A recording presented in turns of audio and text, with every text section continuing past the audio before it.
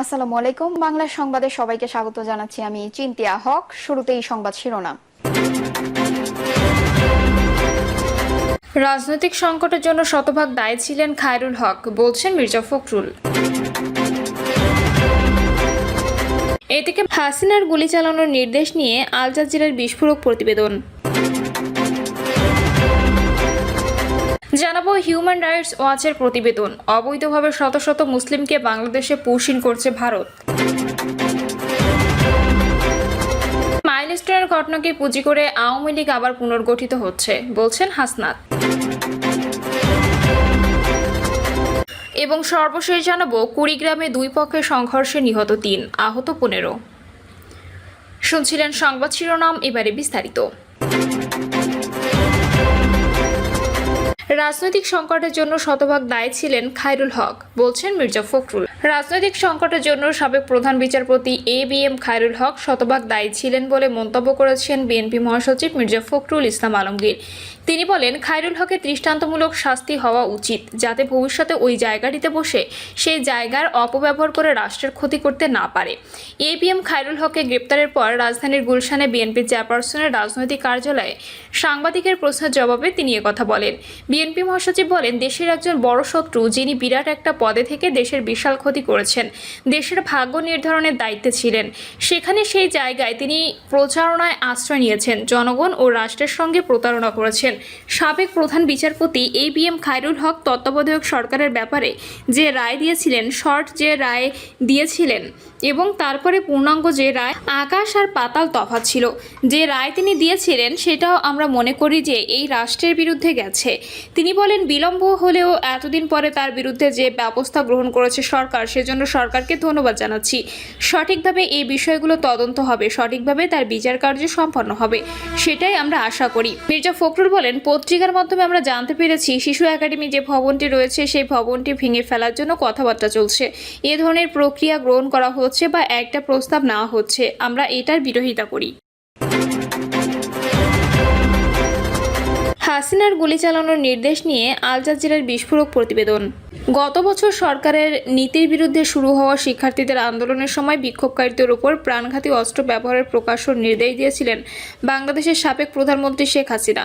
ওই সময় বিক্ষোভকারীদের যেখানে পাওয়া যাবে সেখানেই গুলি করার নির্দেশ দিয়েছিলেন তিনি। তার এমন গোপন ফোনালাপের একাধিক কল রেকর্ডিং পেয়েছে কাতার ভিত্তিক সংবাদ মাধ্যম আল জাজিরা। বাংলাদেশের সাবেক এই প্রধানমন্ত্রী বিক্ষোভকারীদের প্রকাশ্যে গুলি করার নির্দেশ ও তার পরবর্তী পরিস্থিতি নিয়ে বিস্তারিত প্রতিবেদন প্রকাশ করেছে সংবাদ মাধ্যমটি। প্রতিবেদনে বলা হয়েছে, টানা 15 বছর বাংলাদেশের ক্ষমতায় থাকা শেখ হাসিনার শিক্ষার্থীদের ব্যাপক বিক্ষোভ প্রতিবাদের মুখে গত বছরের 5ই আগস্ট পদত্যাগ করে ভারত পালিয়ে যান। হাসিনার পালিয়ে যাওয়ার আগে কয়েক সপ্তাহ ধরে চলা রক্তক্ষয়ী বিক্ষোভ ও সরকারের দমনপীড়নে প্রায় 1400 জন নিহত এবং 20,000-এর বেশি মানুষ আহত হন বলে জানিয়েছে আন্তর্জাতিক অপরাধ ট্রাইব্যুনাল। আল জাজিরার ইনভেস্টিগেটিভ ইউনিট শেখ হাসিনার ফাঁস সহ ফোনালাপে অডিও ফরেনসিক বিশেষজ্ঞদের দিয়ে পরীক্ষা করে দেখেছে। এতে শেখ হাসিনার ওই অডিও যে কৃত্রিম বুদ্ধিমত্তা ব্যবহার করে তৈরি করা হয় সেটি নিশ্চিত হয়েছে আই ইউনিট। এই পরীক্ষায় ভয়েস ম্যাচিংয়ের মাধ্যমে ফোনালাপের সঙ্গে সংশ্লিষ্ট ব্যক্তিদেরও শনাক্ত করা হয়েছে। গত 18 জুলাই জাতীয় টেলিযোগাযোগ নজরদারি কেন্দ্র শেখ হাসিনার একটি ফোনালাপ রেকর্ড করে। এই কল রেকর্ডে শেখ হাসিনা তার এক সহযোগীকে বলেন, নিরাপত্তা বাহিনীকে প্রাণঘাতী অস্ত্র ব্যবহারের অনুমতি দিয়েছেন তিনি বলেন, ইতোমধ্যে আমার নির্দেশ দেওয়া হয়েছে, আমি সম্পূর্ণভাবে প্রকাশ্যে আদেশ দিয়েছি। এখন তারা প্রাণঘাতী অস্ত্র ব্যবহার করবে, যেখানেই পাবে গুলি চালাবে, এটা নির্দেশ দিয়েছি। এখনো পর্যন্ত আমি তাদের থামিয়ে রেখেছিলাম। আমি শিক্ষার্থী নিরাপত্তা নিয়ে ভাবছিলাম। ঢাকা দক্ষিণ সিটি কর্পোরেশনের মেয়র ও আত্মীয় শেখ ফজলেনুর তাপসের সঙ্গে ওই ফোনালাপ বিক্ষোভ নিয়ন্ত্রণে হেলিকপ্টার ব্যবহারের কথাও বলেন শেখ হাসিনা। তিনি বলেন, যেখানে জামায়াত দেখা যাবে ওপর থেকে, এখন তো ওপর থেকেই হচ্ছে, কয়েক জায়গায় শুরু হয়ে গেছে, কিছু বিক্ষোভকারী সরে গেছে। বাংলাদেশের নিরাপত্তা বাহিনী ওই সময় বিক্ষোভকারীদের ওপর আকাশ থেকে গুলি চালানোর বিষয়টি অস্বীকার করলেও রাজধানীর পপুলার মেডিকেল কলেজ হাসপাতালে জরুরি বিভাগের চিকিৎসক সাবির শরীফ আল জাজিরার আই ইউনিটকে বলেন, হেলিকপ্টার থেকে আমাদের হাসপাতালের প্রবেশপথ লক্ষ্য করে গুলি চালানো হয়। তিনি বলেন, আন্দোলনকারী আহত শিক্ষার্থীদের শরীরে গুলির অস্বাভাবিক ক্ষত দেখা গেছে। সাবির শরীফ বলেন, নিরাপত্তা বাহিনীর ছোড়া গুলি বিক্ষোভকারীদের কাঁধে অথবা বুকে ঢুকে যায় এবং সেগুলো শরীরেই থেকে গেছে। সেই সময় আমরা এই ধরনের অনেক রোগী পেয়েছিলাম। এক্স-রে করে আমরা হতবাক হয়েছি যে শিক্ষার্থীদের শরীরে অনেক গুলি ছিল, তবে শিক্ষার্থীদের ওপর কী ধরনের গুলি ব্যবহার করা হয়েছিল তা নিশ্চিত হতে পারেনি আল জাজিরা। হিউম্যান রাইটস ওয়াচের প্রতিবেদন, অবৈধভাবে শত শত মুসলিমকে বাংলাদেশে পুশ-ইন করছে ভারত। ভারত সরকার সম্প্রতি অবৈধভাবে শত শত বাঙালি মুসলিমকে বাংলাদেশে পুশ-ইন করছে বলে অভিযোগ করেছে আন্তর্জাতিক মানবাধিকার সংস্থা হিউম্যান রাইটস ওয়াচ। সংস্থাটির দাবি, এসব মানুষকে অবৈধ অনুপ্রবেশকারী বলে চিহ্নিত করে যথাযথ আইনগত প্রক্রিয়া অনুসরণ না করেই বাংলাদেশে পাঠানো হয়েছে। নিউ ইয়র্ক ভিত্তিক এই সংস্থা প্রকাশিত এক প্রতিবেদনে বলা হয়েছে, জোরপূর্বক পুশ-ইনকৃত এসব বাঙালি মুসলিমদের অনেকেই বাংলাদেশ সীমান্তবর্তী ভারতের রাজ্যগুলোর নাগরিক। 2025 সালের মে মাস থেকে ভারতীয় জনতা পার্টি পরিচালিত কেন্দ্রীয় সরকার এই বিতরণ প্রক্রিয়া আরও জোরদার করেছে। হিউম্যান রাইটস ওয়াচ বলছে, ভারতের শাসক দল বিজেপি নির্বিচারে বাঙালি মুসলিমদের দেশ থেকে বের করে দিয়ে বৈষম্যের আগুনে ঘি ঢালছে। এমনকি যারা প্রকৃত ভারতীয় নাগরিক তারাও বাদ পড়ছেন না।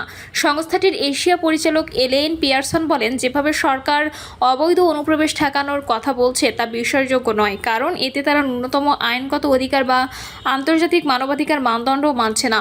হিউম্যান রাইটস ওয়াচের তথ্যমতে গত জুন মাসে তারা 9টি ঘটনায় ভুক্তভোগী ও তাদের পরিবারের 18 জনের সাক্ষাৎকার নিয়েছে। এর মধ্যে রয়েছে এমন ভারতীয় নাগরিকরাও যাদের বাংলাদেশে পাঠিয়ে দেওয়া হয়েছিল এবং পরে তারা আবার ভারতে ফিরে আসেন। তো 8ই জুলাই এ বিষয়ে ভারতের স্বরাষ্ট্র মন্ত্রণালয়কে চিঠি দিলেও কোনো সাড়া মেলেনি। ভারতের পক্ষ থেকে এ বিষয়ে কোনো সরকারি তথ্য না দিলেও বর্ডার গার্ড বাংলাদেশ জানিয়েছে, গত 7ই মে থেকে 15ই জুনের মধ্যে অন্তত 1500 মুসলিম পুরুষ, নারী ও শিশুকে ভারত বাংলাদেশ পাঠিয়ে দিয়েছে। এর মধ্যে প্রায় 100 রোহিঙ্গা শরণার্থী রয়েছেন। ফেরত পাঠানোর এই প্রক্রিয়া এখনও অব্যাহত রয়েছে। প্রতিবেদনে বলা হয়েছে, বিজেপি শাসিত রাষ্ট্রগুলো যেমন আসাম, উত্তরপ্রদেশ, মহারাষ্ট্র, গুজরাট, ওড়িশা ও রাজস্থান থেকে অধিকাংশ দরিদ্র মুসলিম অভিবাসী শ্রমিকদের আটক করে ভারতীয় সীমান্তরক্ষীদের হাতে তুলে দেওয়া হয়েছে।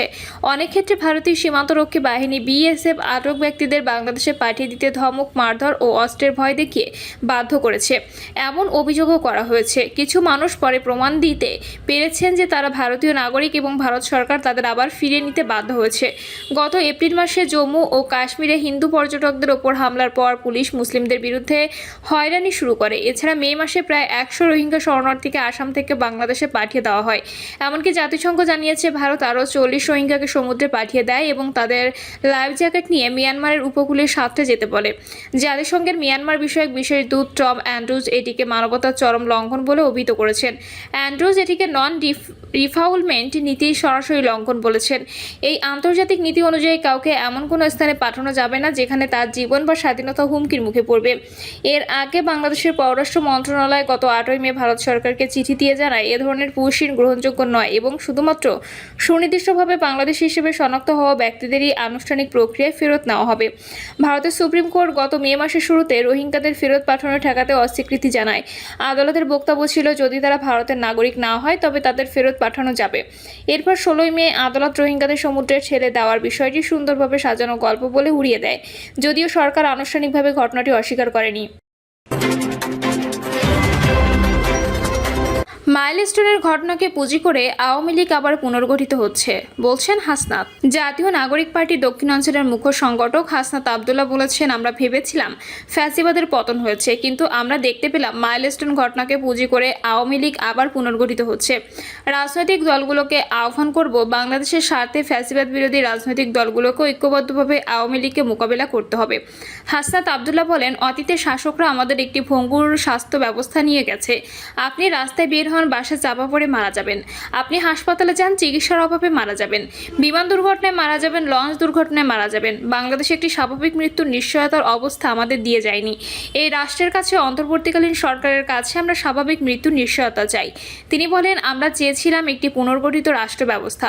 দুঃখজনক বিষয় হচ্ছে, আমাদের সাবেক স্বাস্থ্যমন্ত্রী ছিলেন ইংরেজিতে অনার্স, বর্তমান স্বাস্থ্যমন্ত্রী হচ্ছেন বাংলায় অনার্স। প্রিয় দর্শক, এই ছিল এখনকার সর্বশেষ সংবাদ। আপডেট সব সংবাদ পেতে চ্যানেলটি সাবস্ক্রাইব করে বেল আইকনটি ক্লিক করে রাখুন।